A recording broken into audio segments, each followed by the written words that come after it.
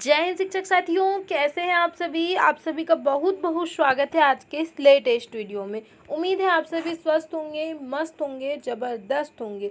आज के इस वीडियो में हम लोग बात करने वाले हैं हमारे इंटर्नशिप के 6वें प्रपत्र केस स्टडी प्रारूप के बारे में। आज के इस वीडियो में जो है आपको इन प्रश्नों के उत्तर मिलने वाले हैं, तो उम्मीद करती हूँ कि आप लास्ट तक वीडियो में बने रहेंगे। इसमें आपको जो पहला प्रश्न है वो है केस स्टडी रिपोर्ट क्या होती है, केस स्टडी रिपोर्ट क्यों बनाई जाती है और क्या केस स्टडी करना ज़रूरी है, क्या इससे संबंधित रिपोर्ट बनाना ज़रूरी है। इसमें जो हमारा पहला प्रश्न है वो है केस स्टडी रिपोर्ट क्या है। जब हम विद्यालय में जाते हैं तो हमको अनेक प्रकार के बच्चे हमारी कक्षा में दिखाई देते हैं। कुछ बच्चे ऐसे होते हैं जिनका जो स्वभाव है वो अवलोकन करने योग्य होता है, उनमें काफ़ी सारी विचित्र बातें होती हैं, उनमें कुछ अलग समस्याएं होती है। कुछ बालक विशिष्ट होते हैं, कुछ सामान्य होते हैं और कुछ बच्चे जो हैं प्रतिभावान होते हैं। तो ऐसे बच्चों के बारे में हमको बहुत अच्छे से जानना चाहिए, जानने का प्रयास करना चाहिए।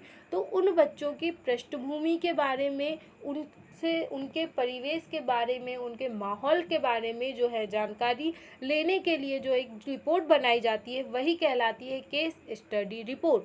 केस स्टडी रिपोर्ट जो है बनाना इसीलिए ज़रूरी है कि जब हम विभिन्न प्रकार के बच्चों के स्वभाव का अवलोकन करेंगे तब हमारी जो क्षमता है, जो हमारे सोचने का तरीका है, हमारा दृष्टिकोण है, उन सभी का विकास होगा और हम बहुत ही अच्छे शिक्षक साबित होंगे। इसीलिए जो है केस स्टडी रिपोर्ट बनाई जाती है, क्योंकि जब हम अपने इंटर्नशिप के दौरान मतलब अपनी ट्रेनिंग के अंतर्गत जब विभिन्न प्रकार के बच्चों के बारे में, उनकी समस्याओं के बारे में, उनकी प्रतिभाओं के बारे में, उनकी कमजोरियों के बारे में जब जान लेंगे और उनकी समस्याओं का निराकरण, इन सभी बातों के साथ कैसे समन्वय बिठाया जाए, इन सभी बातों के बारे में जब हमको एक टीचर बनने के पहले, एक शिक्षक बनने के पहले पता होगा तो हम बहुत ही आसानी से, बहुत ही अच्छे तरीके से अपना जो शिक्षण कार्य है वो कर पाएंगे। इसीलिए जो है केस स्टडी की जाती है और केस स्टडी रिपोर्ट बनाई जाती है।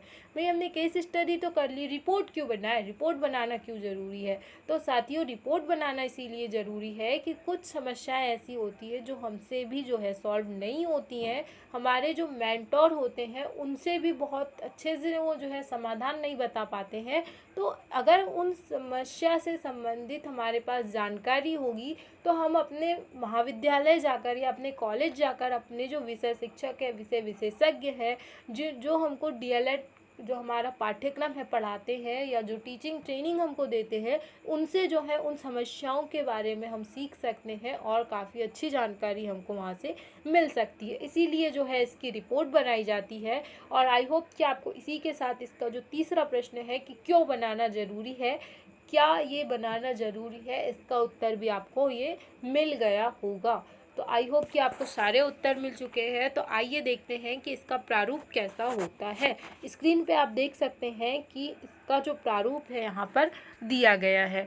इसके प्रारूप के जो है कुछ मुख्य आधार हैं, 3 आधार हैं इसके, जो बनाने के मुख्य 3 आधार हैं कि कवर पेज या मुख्य पृष्ठ पे क्या चीज़ें लिखी होंगी, दूसरा है कि विषय वस्तु क्या है और तीसरा है केस स्टडी के उद्देश्य क्या है। तो पहले बिंदु जो है, पहले बिंदु के अंतर्गत हमको बच्चे के विद्यालय से संबंधित जो सारी जानकारी है वो हमको लिखनी होती है, अपने लैबशाला से संबंधित जानकारी हमको इसमें लिखनी होती है और बच्चे के मतलब सामाजिक जानकारी जो है अपने इस बिंदु में हम लिखते हैं। दूसरा बिंदु है विषय वस्तु। विषय वस्तु में जो है प्रॉपर बच्चे से संबंधित जो आंकड़े हैं वो हमको लिखने होते हैं कि तो इसमें बच्चे के पिता का नाम, माता का नाम, उसका जेंडर, उसकी कक्षा का नाम, उसके निवास का पता, उसके माता की शिक्षा, पिता की शिक्षा, माता पिता का व्यवसाय, उसके भाई बहनों की संख्या, ये सारी जो जानकारी है बच्चे की सारी व्यक्तिगत जानकारी जिसको हम बोलते हैं, उसका जो वर्णन है अपने इस दूसरे बिंदु में हम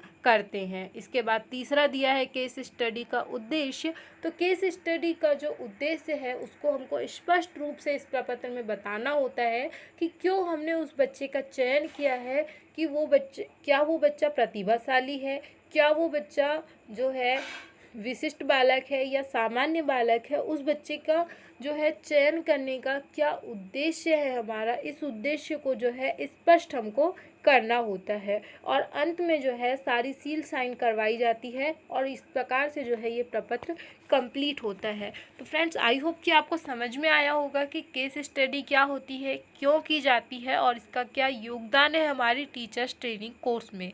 आई होप कि आपको बातें समझ में आई होगी।